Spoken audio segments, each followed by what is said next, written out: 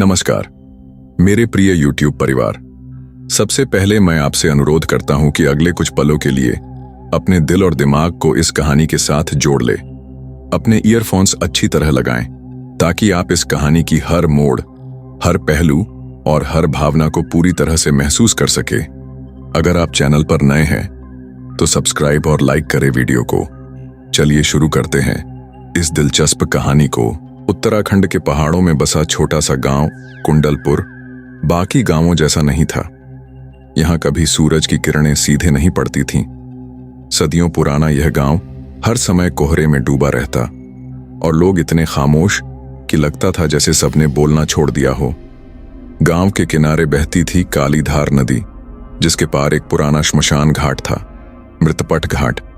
वहां कोई नहीं जाता था क्योंकि रात को वहां से आती थीं हड्डियां कटकटाने की आवाजें, रुदन और कभी कभी हंसी।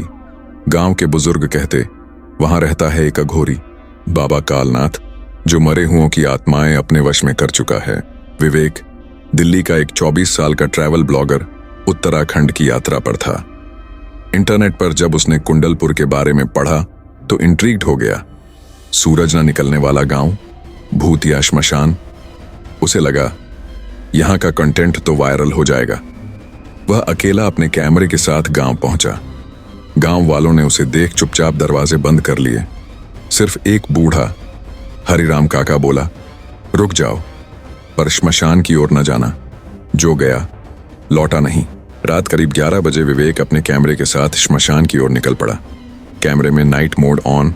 डर थोड़ा बहुत, लेकिन उत्साह बहुत ज्यादा। जैसे ही वह घाट पहुंचा उसे वहां कुछ अजीब दिखे। जली हुई लकड़ियां, ताजे फूले हुए हार और जमीन पर ताजा खून की लकीर। तभी एक सूखी गूंजती हुई आवाज हवा में आई, तेरे जैसे कई आए पर अब कोई लौटा नहीं। विवेक पीछे मुड़ा। वहां कोई नहीं था। फिर कुछ दूर उसे दिखा एक अधनंगा व्यक्ति, सिर पर जटा, आंखों में आग और शरीर पर राख। उसकी कमर में बंधी थी मरे हुए हाथों की माला। वो था बाबा कालनाथ। वो धीरे धीरे बढ़ा और बोला, तू कैमरा लाया है, देख मेरी साधना, आज तुझसे ही अग्नि मांगूंगा। और तभी जमीन फटी। राख से निकले सड़े गले हाथ जो विवेक के पैरों को पकड़ने लगे। विवेक की चीख गूंज उठी, लेकिन श्मशान ने उसे निगल लिया। अचेत अवस्था में वो कालनाथ के तंत्र मंडल में फंस गया। उसे होश आया तो देखा चारों ओर आत्माएं कैद थीं, हवा में तैरती, कराहती, आंखों में वेदना। कालनाथ बोला, ये सब मेरी साधना है। एक आत्मा, एड्स 1 वर्ष की शक्ति, और तू एक युवा आत्मा है। तुझसे 10 वर्ष का बल मिलेगा। बाबा का रहस्य खुलने लगा। वह हर 100 वर्षों में एक विशेष आत्मा की बलि देता था। विवेक उस चक्र का अगला शिकार था, लेकिन विवेक हार मानने वाला नहीं था।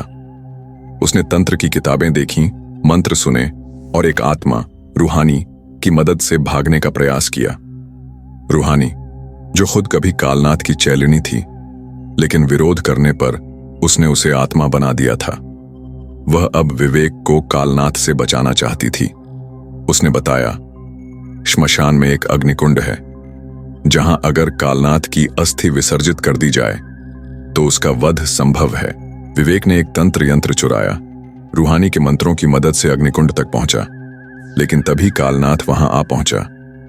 दोनों के बीच शुरू हुआ एक तांत्रिक युद्ध, मंत्रों, राख, आग और आत्माओं का महासंग्राम।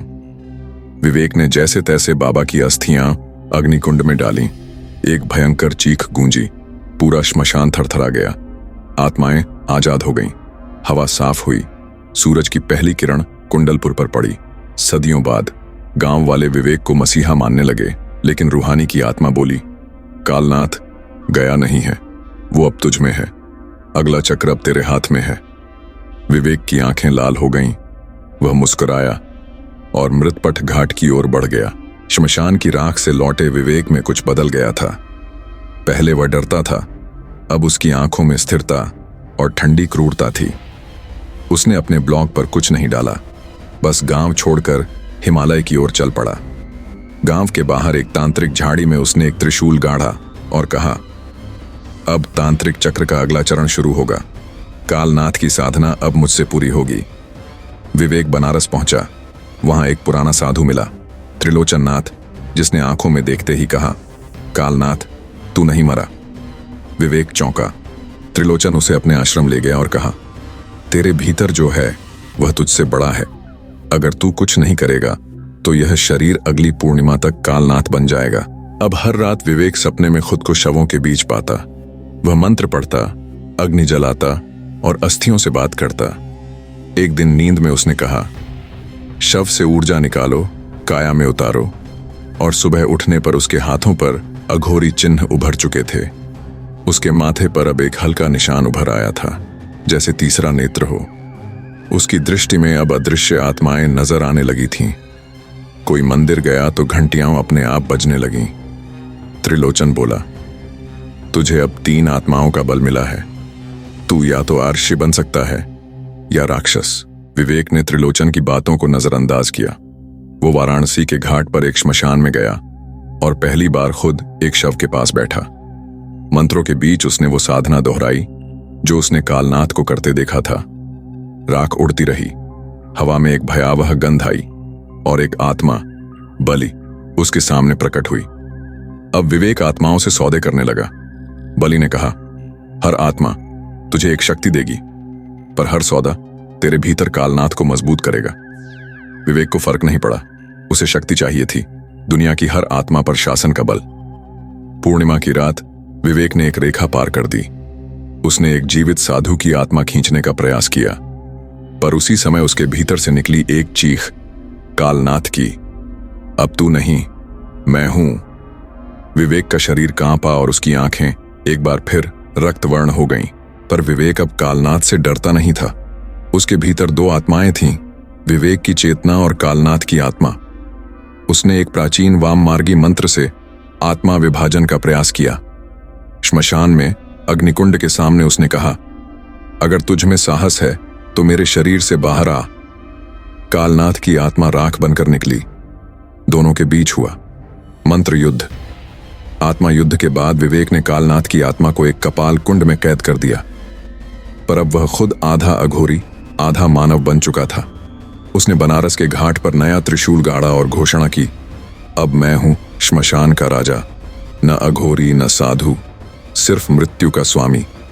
वर्षों बीत गए। लोग कहते हैं वाराणसी के किसी गुप्त घाट पर एक साधु बैठता है जो न मुस्कुराता है न बोलता है। उसके चारों ओर हवा भारी रहती है और वो जो कुछ मांगता है उसे मिल जाता है। कहते हैं वो कोई इंसान नहीं, वो अगला कालनाथ है, अगला अघोरी चक्र। श्मशान का वह गुप्त घाट अब केवल मरे हुओं की जगह नहीं रह गया था। वहां अब हर रात कुछ चलता, कुछ बोलता था। विवेक, या जिसे अब लोग नया कालनाथ कहते थे, घंटों समाधि में बैठता और राख को मथता। उन राखों से वह आत्माओं की आवाजें सुनता, जैसे कोई पुराना रेडियो हो जो मृत्यु के पार की तरंगों को पकड़ता हो। उसने एक बार कहा, ये राखें समय की याद हैं और मैं इनकी जुबान सीख चुका हूं। एक रात जब चांद ने अपना आधा चेहरा बादलों में छिपा रखा था, विवेक ने उन राखों से एक प्रश्न पूछा, क्या कोई है जो मुझसे भी प्राचीन है? और जवाब आया, एक भयानक चीख जो इंसानी नहीं थी। उस रात विवेक ने पहली बार महसूस किया कि कालनाथ की आत्मा केवल शुरुआत थी। तंत्र की जड़ें उससे कहीं गहरी थीं और शायद उसने एक ऐसे द्वार को छू लिया था जो सदियों से बंद था। विवेक ने एक निर्णय लिया, वह अब केवल साधक नहीं रहेगा, बल्कि वामपंथी तंत्र का वह यज्ञ करेगा जिसे सैकड़ों वर्षों से वर्जित माना गया था, मृतात्मा यज्ञ। इसके लिए उसे 7 प्राचीन आत्माओं की बलि देनी थी, जिनमें से कुछ युगों से कैद थीं तो कुछ बंधी थीं मंदिरों की गुफाओं में। उसने एक एक करके उन आत्माओं को खोज निकाला, कभी हिमालय की बर्फ में, कभी राजस्थान के रेगिस्तान में। हर आत्मा को बंद करने के लिए उसे न केवल तंत्र बल का उपयोग करना पड़ा, बल्कि अपने भीतर की करुणा को पूरी तरह से खत्म करना पड़ा। हर बलिदान के बाद उसका शरीर और अधिक ठंडा, अधिक काला और उसकी आंखें गहराई में और अधिक चमकने लगीं।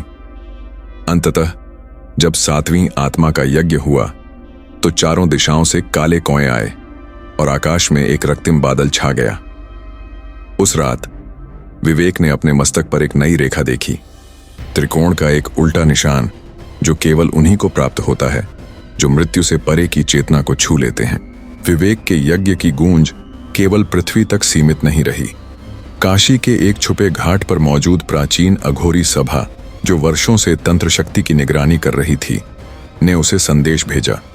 वो नहीं चाहते थे कि कोई भी व्यक्ति वह शक्ति छुए जो संहार का मार्ग खोल सकती थी। विवेक को बुलावा भेजा गया। यदि तू खुद को सच्चा साधक मानता है तो आकर महाशून्य सभा में अपनी शक्ति सिद्ध कर। यह सभा केवल एक बार हर शताब्दी में होती थी, जहां अघोरी परंपरा के सबसे बलशाली साधक एक दूसरे के सामने बैठते थे और मृत्यु को चुनौती देते थे। विवेक तैयार था। वह जानता था यह कोई सम्मान नहीं बल्कि चेतावनी थी। या तो वह शक्ति को त्यागे या खुद को साबित करे। महाशून्य सभा का स्थान एक गुप्त द्वीप था जो केवल तांत्रिकों द्वारा रचित मंत्रों से ही दिखता था। विवेक वहां पहुंचा जहां उसे अन्य 11 अघोरी दिखे। हर एक अपने आप में एक चलता फिरता भयानक तंत्र था। इस सभा में कोई शब्द नहीं बोले जाते थे। सब कुछ केवल दृष्टि, विचार और ऊर्जा के माध्यम से घटता था। सभा के मध्य में था नील कालकुंड, एक काला जलकुंड जिसमें जो झांके वह अपनी आत्मा का असली चेहरा देख लेता। विवेक ने उसमें झांका और देखा कि उसके भीतर अब केवल वह नहीं था बल्कि सैकड़ों आत्माएं थीं जो उसका अंग बन चुकी थीं। उसकी परछाई ने उसे कहा, अब तुझ में मानवता नहीं रही। और तभी सभा के सबसे वृद्ध अघोरी ने कहा, यह अब विवेक नहीं, यह मृत्यु का देवदूत है। विवेक को अगली परीक्षा दी गई। उसे अपनी आत्मा का एक टुकड़ा खुद नष्ट करना था। यह आत्महत्या की तांत्रिक कला थी, जहां साधक अपने भीतर के सबसे गहरे हिस्से को समाप्त करता है। विवेक ने अपनी चेतना को 2 भागों में बांटा। एक वो जो बचपन में मां की कहानियों से डर जाता था, और दूसरा वो जो अब राख से संवाद करता था। उसने पहले हिस्से को कुंड में डुबो दिया और कहा, मुझे अब डर नहीं चाहिए, मुझे केवल अधूरी आत्माओं की चीख चाहिए। उस रात पहली बार विवेक को नींद आई, मगर सपनों में नहीं, एक गहरी काली शून्यता में जहां समय ठहर गया था। अब विवेक के लिए मृत आत्माएं ही साध्य नहीं थीं, बल्कि वो जीवित मनुष्यों की ऊर्जा को भी खींच सकता था। उसने महसूस किया कि जो व्यक्ति कमजोर मानसिकता के हैं, डरते हैं या जिन्होंने हाल ही में किसी को खोया है, उनकी आत्मा अस्थिर रहती है और आसानी से निकल सकती है। उसने बनारस की गलियों में घूमना शुरू किया और एक एक कर वो लोगों की आत्माएं चुराकर अपने कपाल कुंड में बंद करने लगा। यह उसकी नई साधना थी, जीवित आत्मा वशीकरण।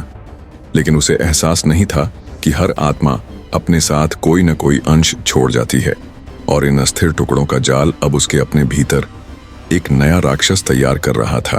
विवेक को एक रात नींद में एक सपना नहीं बल्कि एक दृश्य दिखा। उसके पूर्वज, जो कभी भी तंत्र मार्ग पर नहीं चले थे, उसकी ओर देख रहे थे, नफरत, पीड़ा और चेतावनी से। उन्होंने कहा, तू हमारी आत्मा की शांति भंग कर रहा है। इस पथ पर चलकर तू केवल काल का निमित्त बनेगा। विवेक ने झटके से आंखें खोलीं और उसकी देह से राख की भाप निकली, जैसे उसकी आत्मा जल रही हो। उस दिन से वह पहली बार डगमगाया। क्या वो गलत कर रहा था? मगर फिर उसके कान में एक धीमी फुसफुसाहट आई, तू अब रुक नहीं सकता। कालनाथ का उत्तराधिकारी कभी वापस नहीं मुड़ता। हर तंत्र शक्ति को स्थिर करने के लिए एक साथी ऊर्जा की आवश्यकता होती है। विवेक से एक रात घाट पर एक लड़की टकराई। नाम था प्रज्ञा, जो खुद भी एक अघोरी साधिका थी, लेकिन विपरीत मार्ग की। वह सौम्य मार्ग की अनुयायी थी। वह शक्ति को संभालती थी, न कि भस्म करती। दोनों के बीच एक विचित्र आकर्षण पैदा हुआ, पर साथ ही एक विरोध भी। वह विवेक से कहती, तू जो कर रहा है वह तंत्र नहीं, संहार है। मगर विवेक मुस्कुराता और कहता, शक्ति सिर्फ दिशा मांगती है, नैतिकता नहीं। दोनों एक दूसरे से जुड़ते गए और प्रज्ञा अब उसकी आत्मा की अंधेरी गुफा में एक रोशनी जैसी बनने लगी। प्रज्ञा ने विवेक को एक तांत्रिक दर्पण भेंट किया, जिसमें साधक अपनी आत्मा को वास्तविक रूप में देख सकता है। जब विवेक ने उसमें झांका तो उसके भीतर बसी सैकड़ों आत्माएं चिल्लाने लगीं। कुछ रोती थीं, कुछ उसे मारना चाहती थीं और कुछ बस शांति मांग रही थीं। विवेक पीछे हट गया। उस दिन वह घंटों चुप रहा। पहली बार उसके भीतर पछतावे का एक अंकुर फूटा। पर तभी कपाल कुंड से आवाज आई, अब पछताने का अधिकार तू खो चुका है। तू सिर्फ मार्ग बन चुका है। कालनाथ के बाद अब तुझे कालनाथ बनना होगा। पूर्णिमा की वह रात आई जब हर तांत्रिक ऊर्जा अपने चरम पर होती है। घाट पर हवा भारी थी, जल विकृत और आकाश में रक्तिम लकीरें थीं। विवेक ने समाधि ली, प्रज्ञा उसकी छाया में बैठी रही। उसने अपनी सारी आत्माएं कुंड में विसर्जित की और अंत में अपने नाम का भी त्याग कर दिया। तभी एक घोर गूंज हुई, अब यह विवेक नहीं, यह कालनाथ है। उसके माथे पर तीसरे नेत्र के स्थान पर अब एक खुली रेखा थी जिससे नीली ज्वाला निकल रही थी। सब कुछ शांत हो गया, कोई आत्मा नहीं बोली। हवा थम गई। बनारस की वो रात सदियों तक याद रखी जाएगी जब एक मानव मृत्यु से परे का देवदूत बन गया। कालनाथ के भीतर अब न सिर्फ पृथ्वी की आत्माएं बल्कि दूसरे लोकों की तरंगें भी गूंजने लगी थीं। एक रात समाधि में बैठते ही उसे दिखा एक द्वार जो हवा में लटक रहा था, पर कोई भी उसकी ओर नहीं बढ़ पा रहा था। वह द्वार आत्मालोक का था, जहां वे आत्माएं रहती थीं जो कभी मुक्ति नहीं चाहती। वहां जाना साधारण तांत्रिक के लिए मरण समान था, लेकिन कालनाथ अब मृत्यु के परे था। उसने तय किया वह आत्मालोक जाकर उस शक्ति का मूल खोजेगा जो सबको जोड़ती है और तोड़ती भी है। जब कालनाथ आत्मालोक जाने की तैयारी कर रहा था, प्रज्ञा को हर रात एक ही सपना आने लगा। उसमें वह विवेक को देखती, लेकिन उसका चेहरा धुंधला होता और वह धीरे धीरे राख बनकर उड़ जाता। एक बार वह चिल्लाई, वापस मत जा, मगर तब तक वह सपना नहीं, एक चेतावनी बन चुका था। उसे एहसास हुआ कि कालनाथ आत्मालोक गया तो शायद कभी लौट नहीं पाएगा, या जो लौटेगा वह इंसान नहीं होगा। प्रज्ञा ने अपने गुरु से मदद मांगी और पहली बार उसने सौम्य तंत्र की ऊंची विधि को जगाया जो किसी भी जीवित को मृत्यु की छाया से खींच सकती थी। लेकिन इसका मूल्य भारी था, एक प्रेमी का बलिदान। कालनाथ ने जैसे ही आत्मालोक में प्रवेश किया, उसने देखा यह स्थान रंगहीन था, लेकिन हर आत्मा की चीख से भरा हुआ था। आत्माएं यहां कैद नहीं थीं, वे यहीं रहना चाहती थीं। यह निर्वाण नहीं, भोग का नया रूप था। उन्हें शांति नहीं, बस लगातार जीते रहने की इच्छा थी। कालनाथ को पहली बार डर लगा, क्या वह भी इसी लोभ में फंस जाएगा? लेकिन तभी एक नीली ज्वाला उसके मस्तक से फूटी और सभी आत्माएं उसे देख डर गईं। वह अब वहां का अतिथि नहीं, शासक बन चुका था। आत्मालोक में उसका सामना हुआ नागशेष से, एक आत्मा जो हजारों वर्षों से वहां शासन कर रही थी।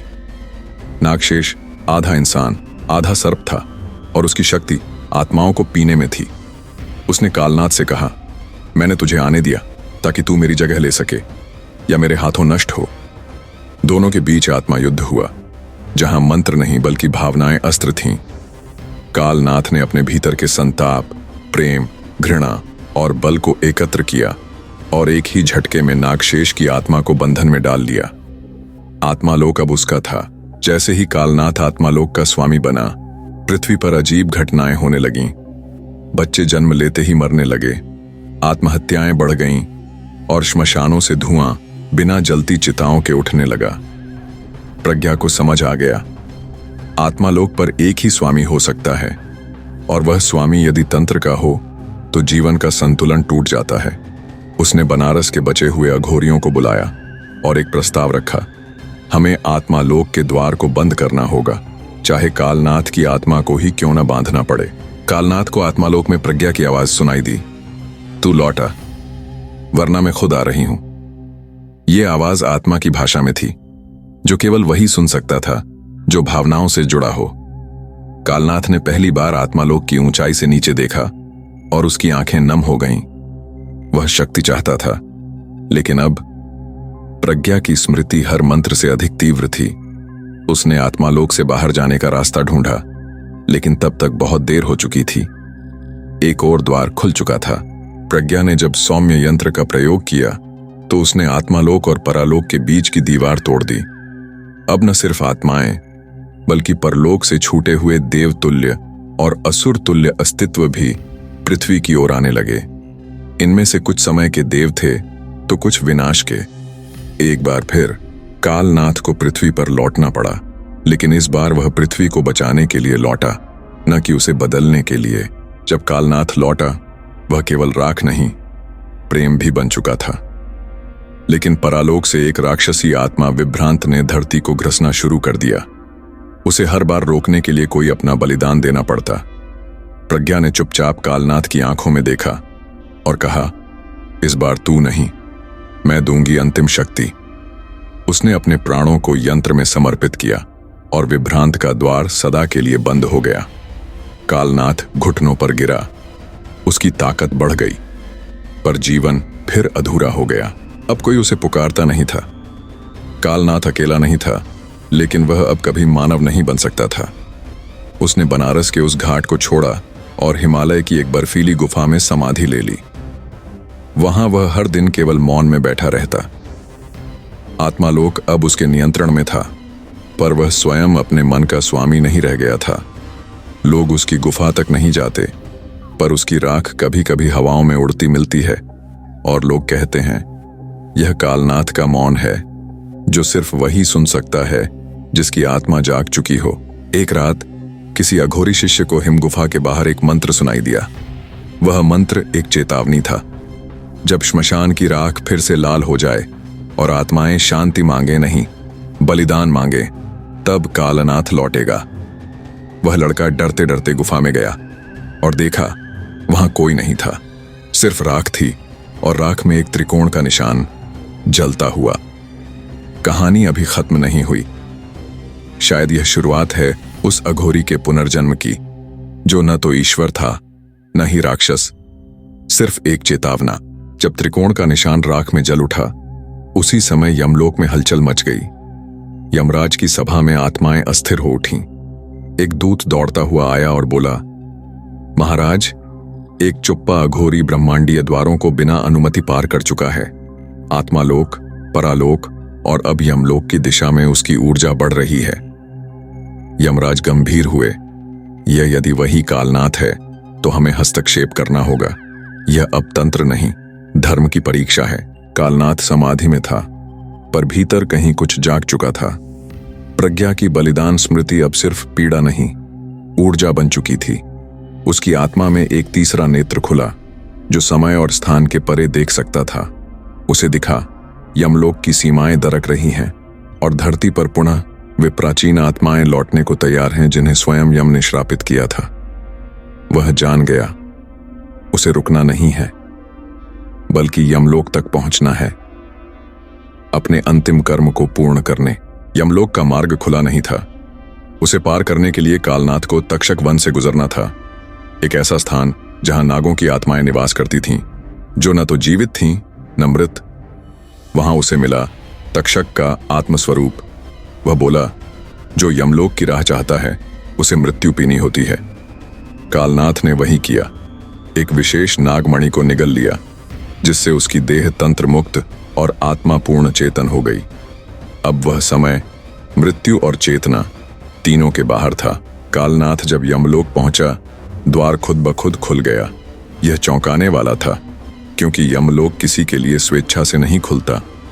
अंदर पहुंचते ही यमदूतों ने उसे घेर लिया, पर कालनाथ ने कहा, मैं यहां युद्ध करने नहीं, उत्तर मांगने आया हूं। क्यों मृत्यु अन्याय सहती है? क्यों कुछ आत्माएं मुक्ति नहीं पा पाती? यमराज प्रकट हुए और बोले, क्योंकि तुम जैसे लोग जीवन के नियम तोड़ते हो। वहां तर्क नहीं, बल्कि निर्णय का युद्ध छिड़ गया। यह युद्ध मंत्रों से नहीं, विचारों से लड़ा गया। यमराज ने कहा, प्रेम में बलिदान हो सकता है, पर पुनरागमन का अधिकार नहीं। कालनाथ बोला, तब तुम भी अन्याय करते हो। आत्माएं यमलोक में गूंज उठीं। न्याय की देवी चित्रगुप्त की शरण में गईं और पहली बार यमलोक में एक नई शक्ति प्रकट हुई, जिसे मरण धर्म कहा गया। यह शक्ति तटस्थ थी, लेकिन उसने निर्णय दिया, यदि कालनाथ पृथ्वी पर वापस जाए तो उसका उद्देश्य केवल एक होना चाहिए, धर्म का पुनर्स्थापन, न कि तंत्र का विस्तार। अब कालनाथ वापस लौटा, लेकिन वह न घाट का अघोरी था न पहाड़ों का सन्यासी।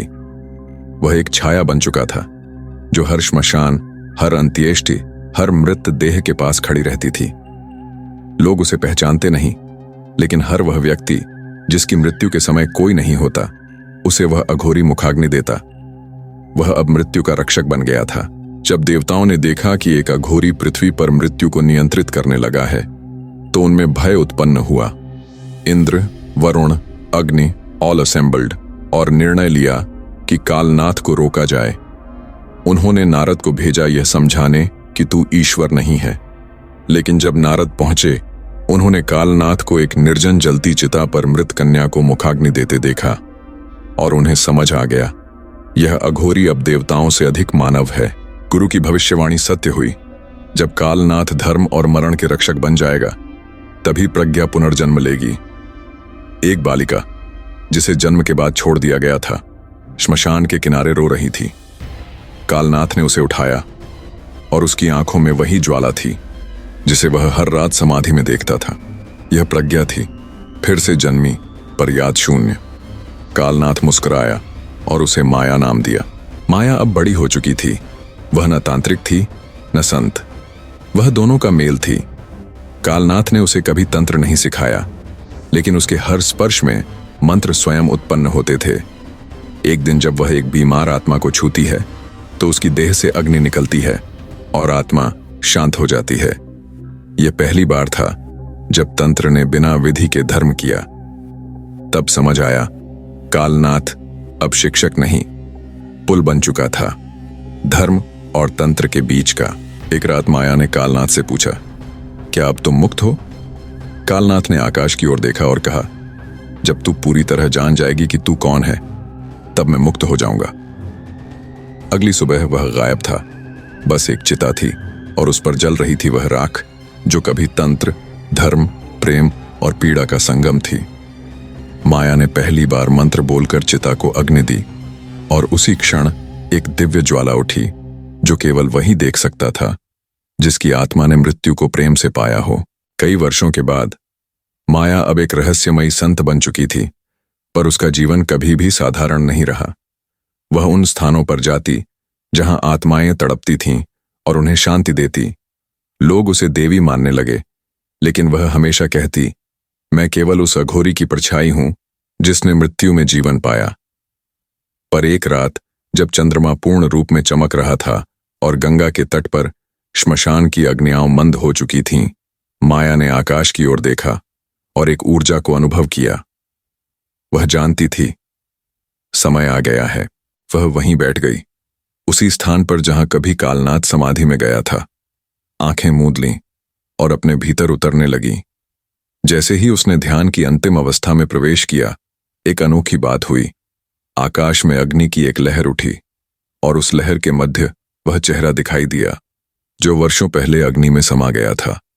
कालनाथ। वह मुस्कुरा रहा था, पर उसकी मुस्कान में अब तंत्र नहीं, केवल शांति थी। माया ने कहा, अब मैं जानती हूं मैं कौन हूं। मैं केवल तेरा पुनर्जन्म नहीं, मैं वह पुल हूं जो धर्म और मृत्यु को जोड़ता है। और तभी समय की रेखा थम गई। एक तेज प्रकाश में माया की देह चिता की तरह जलने लगी, लेकिन कोई दर्द नहीं था। वह अग्नि कोई सामान्य अग्नि नहीं थी, वह थी अग्निसूत्र, वह आखिरी डोर जो गुरु और शिष्य, प्रेम और तंत्र, धर्म और मृत्यु को जोड़ती थी। जब अग्नि शांत हुई, वहां कुछ नहीं बचा था, न चिता न राख, बस एक छोटा सा त्रिकोण चिन्ह गंगा की रेत पर उभरा था और हवाओं में एक फुसफुसाहट गूंज रही थी। जब मृत्यु भी थक जाएगी, तब कोई अघोरी फिर जन्मेगा। अगर आपको ये कहानी अच्छी लगी हो तो हमारे चैनल को चेक करें। ऐसे ही दिलचस्प वीडियोस के लिए और शेयर करें अपने दोस्तों में। धन्यवाद।